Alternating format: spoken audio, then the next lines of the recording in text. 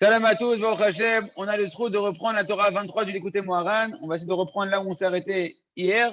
Donc, cette Torah qui parle de la Parnassa, de la Ta'avat Mamon, le désir, en tout cas, comment comprendre et comment voir et comment se situer correctement dans tout le sujet de l'argent. Hein, on rappelle rapidement que cette histoire, cette Torah, elle a été donnée par rapport à une histoire qui s'est passée avec Rabbi Lipa, celui qui avait rapproché Rabbi Nachman et Rabbi Nathan et Rabbi Nathan de Rabbeinu Akadosh. Et quand Rabbeinu Akadosh, il a vu que Rabbi Lipa, pendant plein de Tzudachushit, il est sorti à la fin de Shabbat pour aller parler de commerce. C'est vrai que c'était fini Shabbat, il y avait Tzedakot Chavim, mais il a quitté la table de Rabbeinu Akadosh pour aller parler du commerce avec un commerçant. Et là, Rabbeinu, il a apporté, c'était une honte un peu qu'il a fait devant Rabbeinu de quitter une table de Torah de Rabbeinu Akadosh pour aller parler de Parnassa. Et Rabbeinu, il a donné toute cette Torah-là pour nous dévoiler le danger de la Ta'avat Mamon, le danger du désir de l'argent et de se perdre dans les efforts de l'argent. Donc on reprend là, on s'est arrêté hier, on a dit qu'il y avait deux visages, on va faire un petit résumé rapidement. On a dit qu'il y avait deux sortes de visages. Il y avait des visages lumineux et des visages obscurs. Un visage lumineux qui est un visage rempli de simcha, de gdusha, de vitalité, de emuna, d'accord, de joie. Et ce visage-là, il est lié à la emuna. Tandis qu'il y a un autre visage, c'est-à-dire Rabbeinu Kadosh, un visage obscur, un visage de la tristesse, un visage qui appartient aux forces du mal, un visage du contraire de la emuna qui est l'idolâtrie. Et Rabbeinu, il a commencé à nous dévoiler, de dire, mais d'où est-ce qu'il vient ce visage obscur? D'où ça vient ce visage obscur?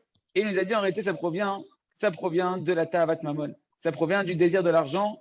Alors, rapidement, je vous dis tout de suite, dans cette Torah-là, on verra qu'il y a plusieurs niveaux. Comment Rabbi Nachman il va définir la Ta'avat Mamon.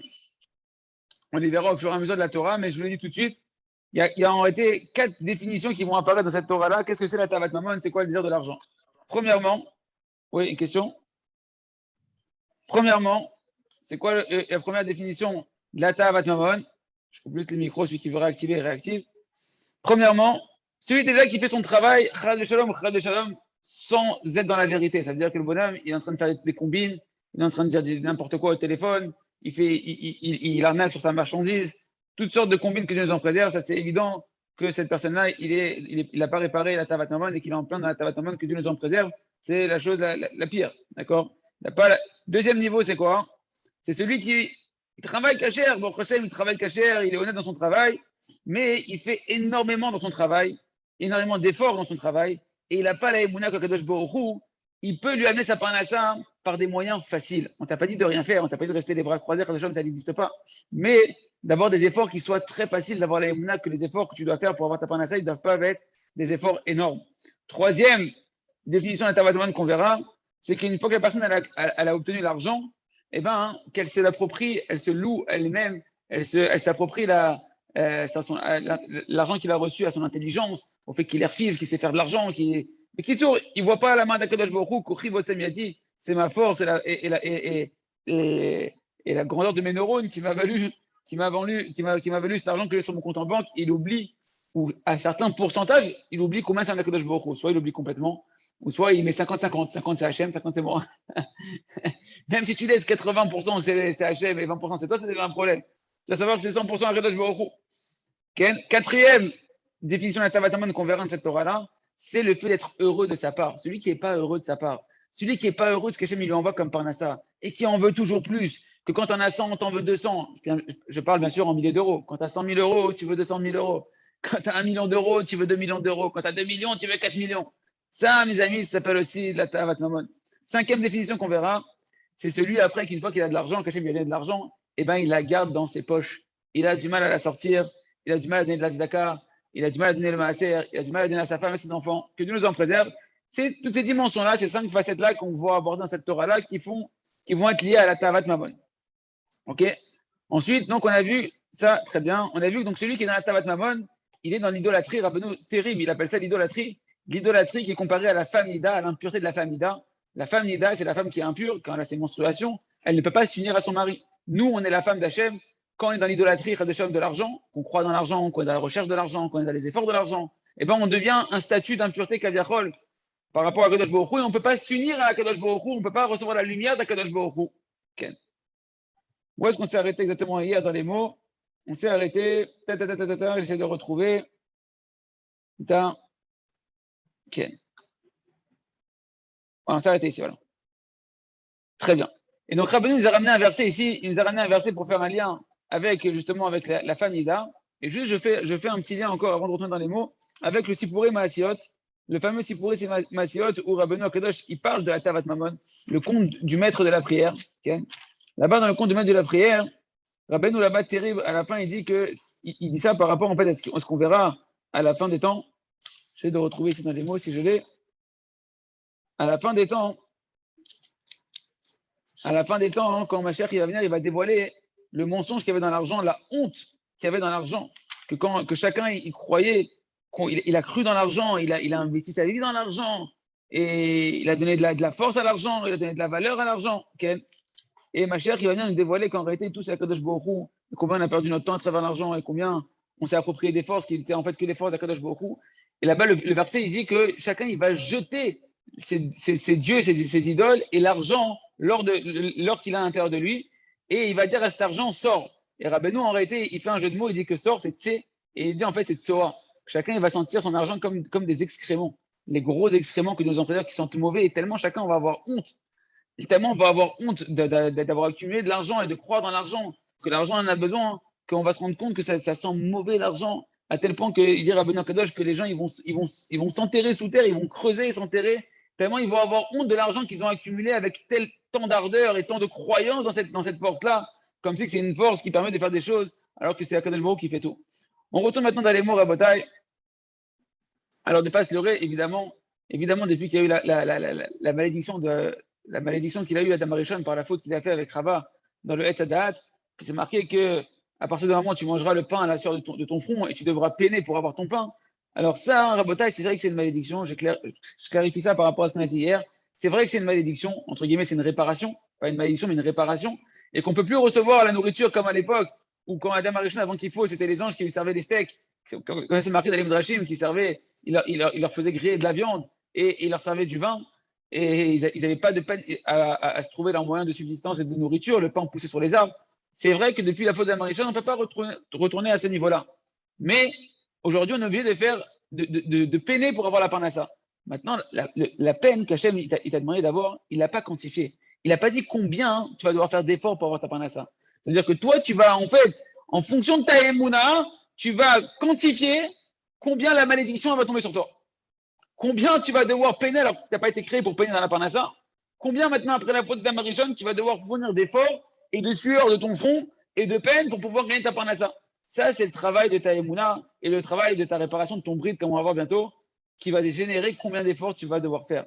Mais en réalité, Rabbi Nathan dit dans l'écouter à la chôte que bien que chacun il doit avoir un moyen, un canal par lequel il fait venir sa parnassa, qu'Hachem lui envoie sa parnassa, tu dois mettre en place un canal. C'est plus quelque chose qui passe par des malachim comme à l'époque. Mais ça n'a pas été déterminé combien tu vas devoir peiner pour ça.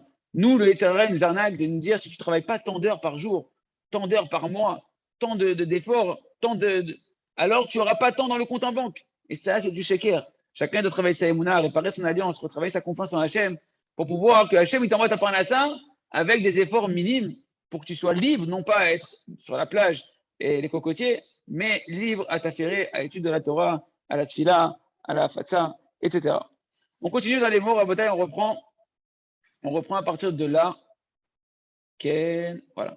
Aval, Eloubna Adam, Shemasa, Matan Be'emuna. Donc, il revient à Benoît, ceux qui travaillent maintenant avec Emouna, qui font leur travail avec Emouna, qui font leur travail en ayant conscience, à la fois qu'ils vont être honnêtes parce qu'ils savent que c'est Hachem qui leur donne la parnassa, qui a pas besoin de faire des ruses dans la parnassa, c'est Hachem qui a quantifié combien tu vas gagner d'argent et tes ruses ne vont rien changer.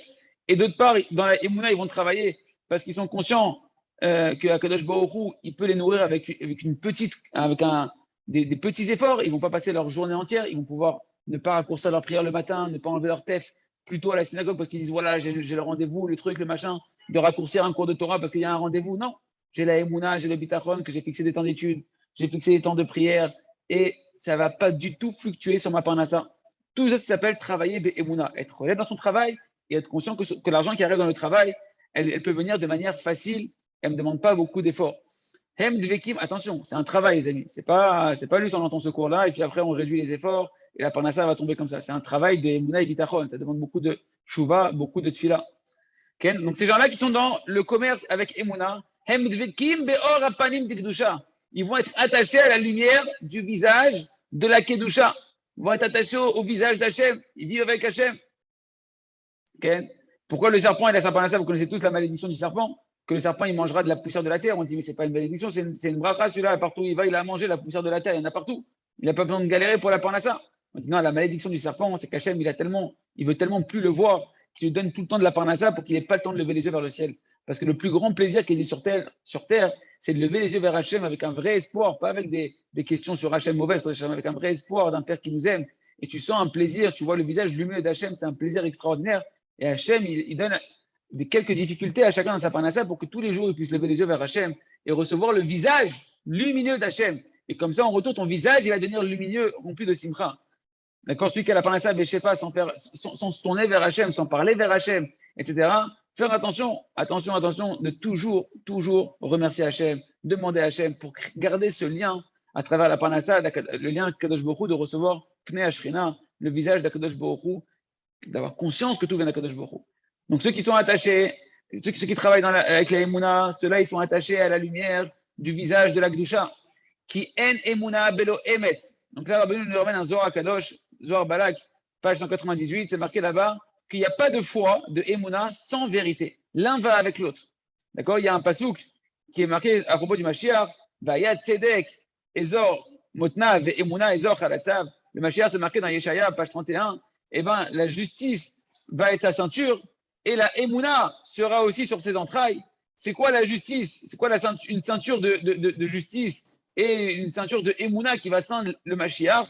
Le Zohar, il nous dit en réalité, le mot justice ici, il fait référence au Emet, à la vérité. La justice, c'est la vérité. Et donc, dans le Zohar, il pose la question, Aïnou Tzedek, Aïnou Emouna.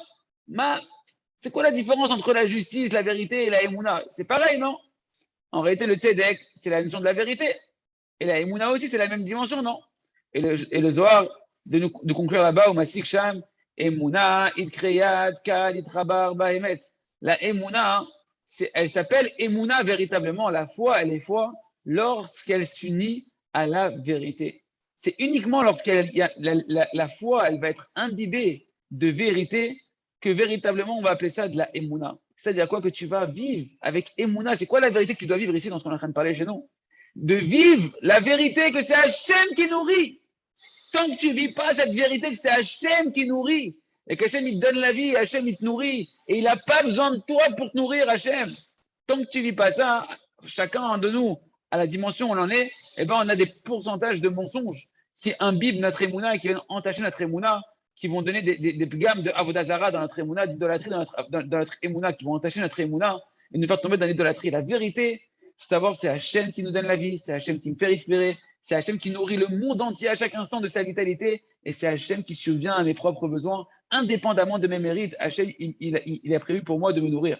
Et donc, grâce à ça, une personne, elle peut elle-même se retrouver à faire son commerce avec foi et avec vérité. C'est-à-dire quoi? Quand tu vis cette vérité que c'est Hachem qui nourrit, que c'est Hachem qui donne ta parnassa, et qu'Hachem n'a pas besoin de toi pour te nourrir. Hachem, il t'aime, t'es son fils, il subvient aux besoins de son fils, Hachem. Donc, quand tu fais ton travail, tu vas le faire avec vérité, avec honnêteté, avec droiture, sans tralwed, sans combine, sans truc. Parce que tu sais que, voilà, Hachem, la vérité, c'est qu'Hachem, il m'aime, Hachem, il m'a créé, je suis son fils, il me donne à manger. Moi, je dois maintenant jouer le jeu de devoir aller travailler parce que c'est la réparation de la Dame Arishon, que chacun, en fonction de sa émouna, il va devoir travailler des quantités d'heures et d'efforts. C'est d'heures. Aval, de là, faire de tomber dans du vol, ou de l'arnaque, ou dans des combines, ou dans des nerfs, et des stress, etc. Ça, non. Ça, c'est du sheker. Donc, en réalité, la émouna, elle se base sur la vérité. Et donc, bien évidemment, tu ne vas pas rouler les clients, tu vas pouvoir fixer des moments d'étude de la Torah, tu vas pouvoir prier, allonger tes prières, faire une amida de une demi-heure, faire une amida une fois par jour, essayer de faire une amida de 1 heure, d'abord minimum ton heure d'idbo des doutes. Maher pat li akadosh baruch hu mikol makom, de toutes les manières, Hachem, il m'enverra ce qu'il doit m'envoyer. Et au contraire, plus je vais créer un kéli de Emouna, de Tfila, il dit Rabbi Nachman dans l'écoute morale, on a vu cette phrase de Rabbeinu Kadosh, qu'un homme, comment il nourrit Hachem de ses prières? Qu'est-ce que tu vas nourrir Hachem? Comment tu vas te nourrir Hachem? Tu ne vas pas nourrir Hachem. Qu'est-ce qu'on donnait à manger à Hachem à l'époque du Beth Amikdash? Les corbanotes, les sacrifices. Il y avait un feu qui venait consommer les sacrifices qu'on met sur le misbéar du Beth Amikdash. Et bien pareil, qu'est-ce qui remplace les sacrifices? C'est ta prière. Quand tu pries à Hachem de te rapprocher de lui, Hachem, donne-moi de la Emouna, rapproche-moi de toi, aide-moi à préserver mes yeux, aide-moi à étudier plus la Torah, aide-moi à rapprocher du Dad, du Tzadik, aide-moi à faire de la Hafatza, etc. Ah, tu es en train de nourrir Hachem, tu es en train de donner à manger à Hachem. Comme ça, Hachem, il t'envoie à manger. Comme ça, Hachem, il t'envoie ta parnassa d'autant plus facilement sans faire des efforts. Parce que tu fais ton travail à toi. Et donc, tu vas prendre évidemment du temps pour éduquer tes enfants. Tu vas retirer du temps du travail pour rester plus à la maison. Tu vas essayer de ne pas voyager à l'étranger pour gagner de la parnassa en ayant à la fois que Hachem il peut t'amener la parnassa directement à la maison, directement là où tu es. Que la manne, rappelez-vous, la manne rabotaille dans le désert, elle tombait pour tout le monde. Tout le monde avait la manne. Mais il y en a un qui elle tombait devant sa porte de sa maison. Il y en a un qui devait marcher un peu plus. Il y en a un qui devait sortir du camp carrément pour aller prendre sa manne. C'est quoi sortir du camp? Tu dois aller, voilà, comme moi je faisais, tu dois aller faire les allers-retours avec la France, etc. Et ça dépend en réalité. On apprend de la manne que la parnassa, elle tombe du ciel. Le pain, il tombe du ciel. L'argent, elle tombe du ciel. Elle tombe combien? Dans la manne, là-bas, c'était marqué qu'elle tombait en fonction du nombre de personnes. Tu as un enfant, tu as 2 portions de manne. Une pour toi, trois portions de manne. Une pour toi, ta femme et un enfant. C'est comme les allocations familiales. Tu as 5 enfants, tu vas avoir 7 portions de manne. 5 pour les enfants, 2 pour les parents. Et peu importe, tu as beau prendre plus, moins, tu auras ce que tu as besoin. Maintenant, combien tu vas faire d'efforts pour aller la chercher? Elle va tomber devant ta porte, un peu plus loin, encore un peu plus loin. Ça dépend de ta émouna, de ton bitachon, Oui. Tous ceux qui quoi? Quel? Bien sûr, le Tzara, il vient, il te dit, mais l'argent, il tombe pas du ciel. Tu crois quoi? Tu crois que tu. Kitsour, toutes ces choses-là. J'ai une question, les amis. Les Kohanim et les Lévi'im, d'où venait leur argent? Elle venait d'Hachem. Ils étaient que coulo d'Hachem. Mais on leur amenait leur argent. Il y avait bien un canal par qui leur argent, elle arrivait chez eux. C'était tout le Ham Israël, qui eux n'étaient pas affairés à faire le service du Beth Amikdash toute la journée, qui subvenaient aux besoins des Kohanim et des Lévi'im. Mais les Kohanim et les Lévi'im, ils étaient conscients que leur argent vient du ciel. Et pourtant, leur argent vient du ciel. Venait par qui? Bah, par tout le reste du Ham Israël, qui eux étaient affairés à la Torah et au commerce. Évidemment qu'il y a des canaux par quoi l'argent que Baruch Hu va l'envoyer. Mais de toutes les manières, elle vient toujours du ciel. Quand il y aura Machat Tzidkenu, on va devenir tous un Mamlechet Kohanim. Tous un peuple de Kohen, un peuple de prêtres. C'est-à-dire quoi? Tous affairés à connaître Hachem, à être dans la Torah, dans la Tfila, dans le service d'Akadosh Baruch Hu. Et les Goïm, ils vont devenir ceux qui vont nous souvenir à nos besoins. Et ils vont nous payer. C'est quoi ils vont nous payer? Ils vont juste leur ramener l'argent qu'Hachem leur envoie chez eux. Leur mérite, ça va être de l'amener chez nous et de nous demander en échange de leur enseigner la Torah, de leur enseigner un peu, de connaître Akadosh Baruch Hu, parce qu'ils auront compris que l'argent ne sert à rien, que tout ce qu'ils ont passé leur temps dans les plaisirs de ce monde-là et à gaspiller des nerfs et de l'argent et du temps à faire de l'argent, et ben ça servait à rien. Donc maintenant, ils ont donné un but utile à leur argent, c'est de le sanctifier, de donner aux Ham Israël, qui sont un peuple de Kohanim, pour qu'ils leur enseignent la Torah, qu'ils leur enseignent de connaître Hachem. Il a fait. On continue, donc prendre du temps pour sa femme et ses enfants, Torah et mitzvot, et ne pas être un esclave de la parnassa, c'est-à-dire être un esclave de la avodah zarah, de croire que tu as besoin de toi travailler et de produire ton argent. Nimsa sheikar emuna al yedei emet. Il se trouve donc que l'essentiel de la foi, elle est par l'acquisition de la vérité. Ve'emet hu or hapanim. Comment tu arrives au visage lumineux? C'est qu'en réalité, le emet, la vérité, c'est la lumière du visage d'Hachem. Toujours le Rav, il nous dit, c'est pas marqué ici, mais le Rav, combien de fois, il nous a dit, c'est quoi une véritable émouna? Petit 1, que tu sais qu'Hachem, il t'aime de manière inconditionnelle et qu'un père, il fait que du bien à ses enfants et qu'il veut le maximum de bien pour toi, qu'il veut ta réussite plus que toi, qu'il veut te donner plus que tu veux recevoir et qu'il souffre plus que toi de tes souffrances. C'est ça, Hachem, le visage lumineux d'Hachem. C'est ça, le Emet. C'est ça, le Emet, que Rabbeinu, quand il parle du Emet, il parle du remerciement, que le remerciement, c'est la lumière du Emet. Parce que quand tu dis merci, tu vois Hachem, le véritable visage d'Hachem, qu'Hachem, c'est un père qui t'aime, c'est pas un tyran. Et un père, il veut donner à son enfant. Un père, il veut que son enfant, il ait tous les meilleurs moyens pour aller à la yeshiva, qu'il puisse étudier du matin au soir, qu'il puisse connaître Hachem, faire connaître Hachem et subvenir à ses besoins. Hachem, c'est ça le Emet que tu dois mettre dans ta Emouna. Tant que tu vis ta parnassa, en pensant non, mais Hachem, tu comprends, je ne veux pas que je sois un glandeur. Mais qui t'a dit d'être un glandeur? On t'a dit de ne pas dormir. On t'a dit de ne pas dormir, d'être affairé 24 heures sur 24, Vagitabo, Yamam Valaïla, tu méditeras la Torah jour et nuit, jour et nuit. Alors c'est vrai qu'il y a une date qui dit que tu fais le schéma une fois le soir, le schéma une fois le matin. Ça s'appelle avoir étudié la Torah le jour et la nuit. Mais le vrai pshat, c'est d'étudier la Torah non-stop, jour et nuit. Et Hachem, c'est ça qu'il veut de toi. On t'a pas demandé d'être un glandeur. On t'a demandé de faire des efforts et de suer. Pourquoi? Pour connaître Hachem, faire connaître Hachem. Faire connaître le Daïd de Rabbeinu Akadosh dans le monde. C'est ce qu'on te demande de toi. Et chacun, en fonction de son effort, il doit avoir foi que c'est ça le Hémet. Hachem, il m'aime. Hachem, il n'a qu'un visage souriant. Hachem, il n'a jamais un visage coléreux envers moi. Il m'aime Akadosh Baruch Hu. Tant que tu ne mets pas cette vérité-là dans ta Emouna, elle est biaisée. Ta Emouna, elle est tordue. Mais cette Emouna-là, on l'obtient à Rabotai, c'était la Torah précédente. Quand il avait d'écouter Moran, c'est auprès des Tzadikim Amitim. Rabbeinu, il dit qu'en réalité, le fait de clarifier sa Emouna, d'avoir une Emouna Yeshara Amitit, une Emouna droite, véritable, remplie de Emet, d'Ikdusha, une Emouna de la Kdusha et pas une fausse Emouna mensongère. Ça s'obtient qu'en se rapprochant des Tzadikim authentiques. Rabotai, Il faut chercher, demander à Rabbeinu, demander à Kadosh Baruch Hu, demander à Rabbeinu Kadosh de nous rapprocher de ses élèves, de ceux qui peuvent t'amener, te brancher à la véritable Emouna. Verra quand tu feras ça, tu commenceras vers une Emouna chouchite, une Emouna que tu vas vivre à l'intérieur de toi et sortir des mensonges de ce monde-là. Donc en tout cas, pour nous, on apprend quoi? Que la Emouna et le Emet, ils vont ensemble. Et le Emet, c'est le visage lumineux d'Hachem. C'est Or Apanim, c'est une notion de Kabbalah. Nous, on va regarder au sens simple le visage lumineux d'Akadosh Baruch Hu, d'accord?